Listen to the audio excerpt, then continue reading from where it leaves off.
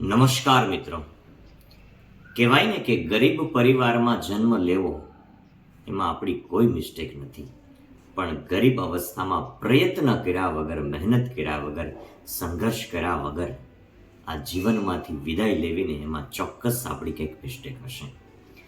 એક ઉંમર હોય, એક સમય હોય, 18થી લઈને 35 વર્ષ, કે જેમની અંદર કોઈ એક વ્યક્તિ અગર ચાહે ને કે મારે મારી તકદીર બદલવી છે તો ચોક્કસ એ પોતાની તકદીર બદલી શકે. પણ દોસ્તો, એ વ્યક્તિનો સંઘર્ષ, એમની મહેનત, એમનો પરિશ્રમ માત્ર એમની એકલાની નહીં, પરંતુ ત્રણ પેઢીઓનો ઉદ્ધાર કરી શકે. એક યુવા વ્યક્તિ, યાની કે 18 કે 20 વર્ષના દીકરાએ કરેલી મહેનત અને સંઘર્ષ એમના માતા પિતાના ચહેરા પર ખુશી લાવી શકે, પોતાના જીવનમાં પણ બદલાવ લાવી શકે અને એમની આવનારી પેઢીઓનો પણ ઉદ્ધાર કરી શકે. આમ એક વ્યક્તિની અંદર 3 પેઢીઓની અંદર સુધારો કરવાની, એમના જીવન બદલવાની, એમની અંદર ખુશીઓ લાવવાની ક્ષમતા રહેલી છે.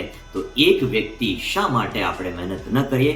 તો આવો આપણે આપણા જીવનની અંદર આપણી યુવાની જે છે, 18થી લઈને 35 વર્ષની ઉંમર છે, એમની અંદર આપણે આપણા સમયનો સહી ઉપયોગ કરી અને આપણે આવનારી પેઢી, આપણી ખુદ અને આપણા માતા પિતાની તકદીરને બદલવા માટે કામે લાગી પડીએ. રાધે.